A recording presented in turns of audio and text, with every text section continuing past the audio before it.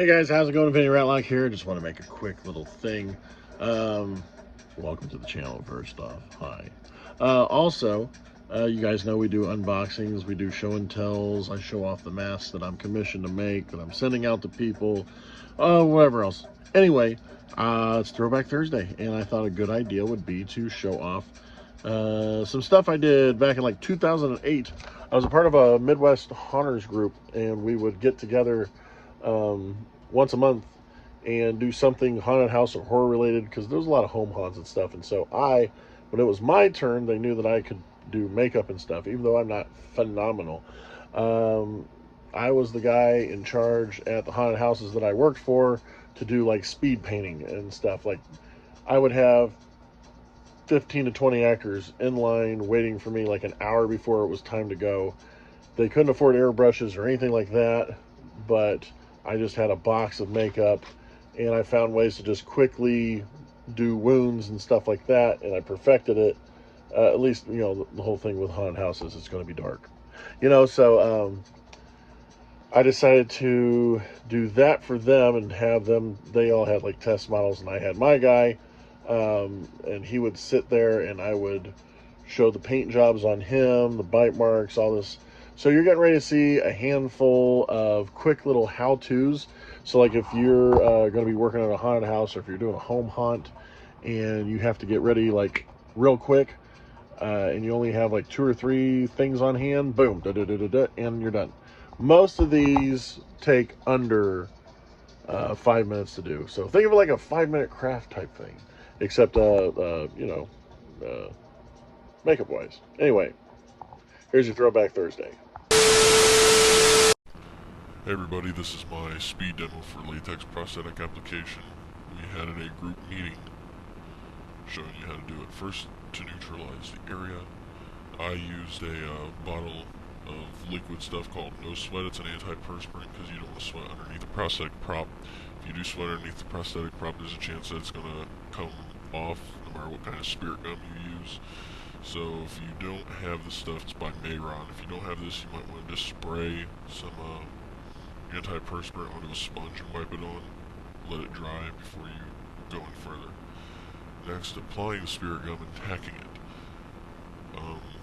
Once again, I use the Mayron spirit gum because it's like liquid cement for your face. Notice I'm using the brush that comes with the bottle. Anytime you're not using the brush, you want to make sure that it's sealed back into the bottle.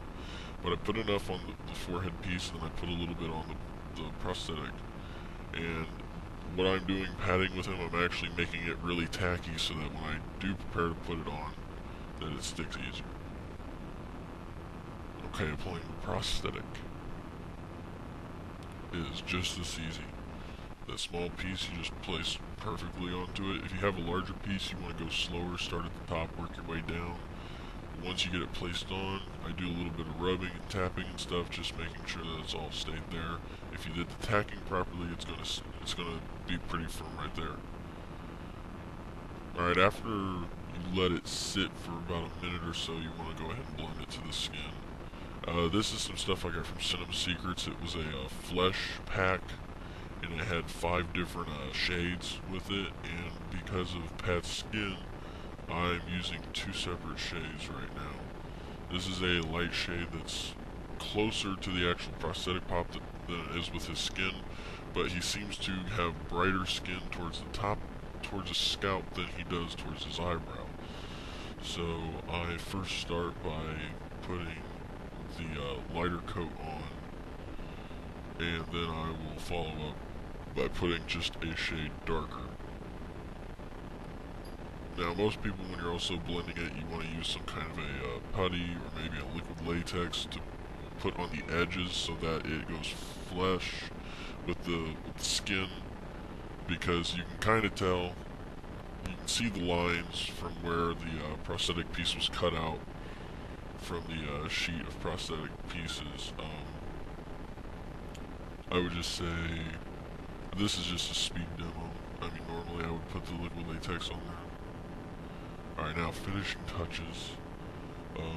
This is just basically paint or anything else. Like if you have a bullet, if you're putting on a bullet wound, of course you want to put blood in with it. Use different colors and stuff. This, for this is a nipple, so of course I'm going to paint it accordingly.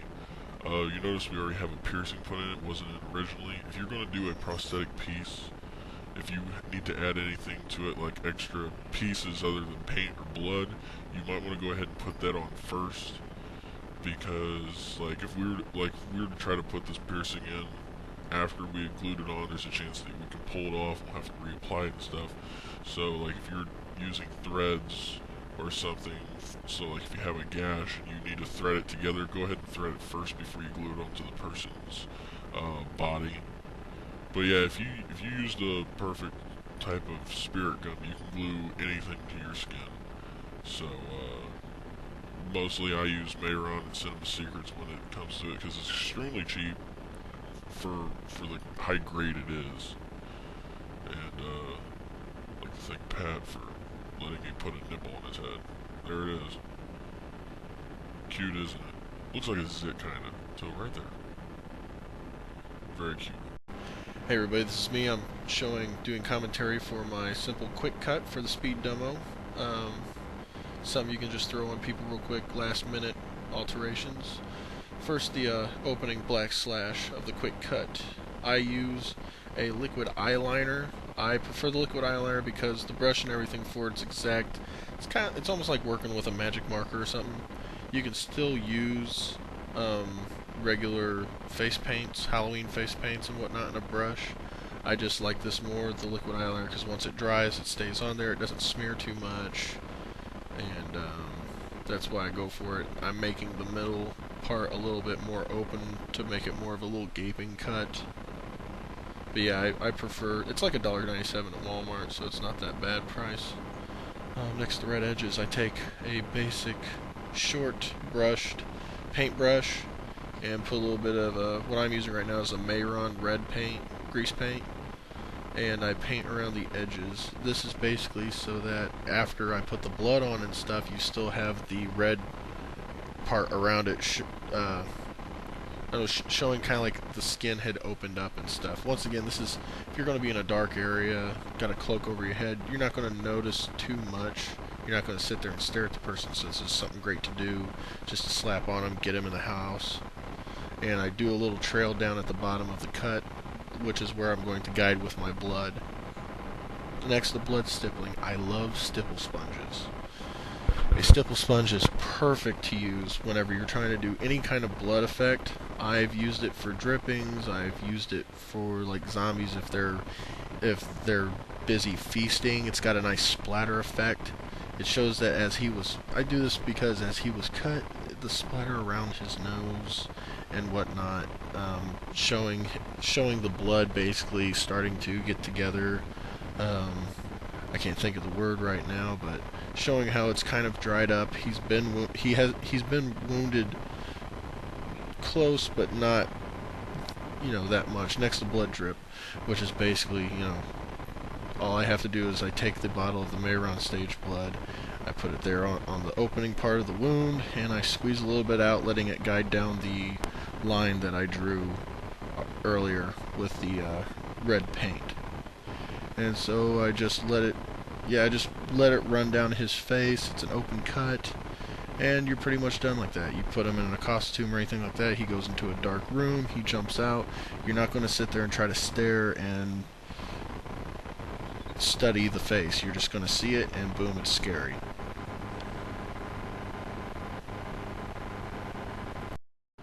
Hey everybody, this is another speed demo from the Indiana, Ohio Hunters group. This is the Scrape speed demo. First, the blackout. Once again, I take a liquid black eyeliner that I got at Walmart for like $1.97 and just color it in a section. First, I made sure I got the center done up, and when I get to the edges, I do a lot of fading in and out, lightly brushing the edges, kind of like if you were to get hit with like a belt sander or something. It's kind of the effect I'm going for. Next, the red sponging, aka raw skin look. I take one of the basic sponges you would get out of a, just like a Halloween makeup kit. I use my Mayron red grease paint and go all around the wound, especially get about half to 3/4 inch outside of the black part. Next, I will stipple blood splatter. Once again, I love stipple sponges. The way it makes the blood splatter on it's perfect for this part. Also, as I'm stippling, it rubs a little bit more for the red that's been on there, which kind of turns it a pinkish. Blending with his skin tone makes it look kind of like raw skin, like he had the first top layer peeled. And basically, as soon as I am done with this, it's just another quick look, like he got his face hit with a brick or something. Skinned away. Hey everybody, this is another quick speed demo tutorial I'm going to do for the little nibble that I did at the Indiana, Ohio Haunted Group. First, the teeth marks. I basically some black liquid eyeliner again. The 2 dots, they're supposed to be the insertion incisors. I think that's what they're called. And then some extra little teeth marks in the middle. Didn't have deep enough teeth. Next, the neck rip. I took, what you're going to see is put a little red makeup paint, Halloween makeup paint on a makeup wedge. Just a little dot, show that it was opened up some. Next, the blood running. Took the Mayron stage blood, just squeezed a little bit out on each little incisor part I painted. Show that if it was a vampire or whatever, just didn't have enough time to suck him dry. Only enough to get a little bit out of him. And let it run. Once again, another perfect little minute long.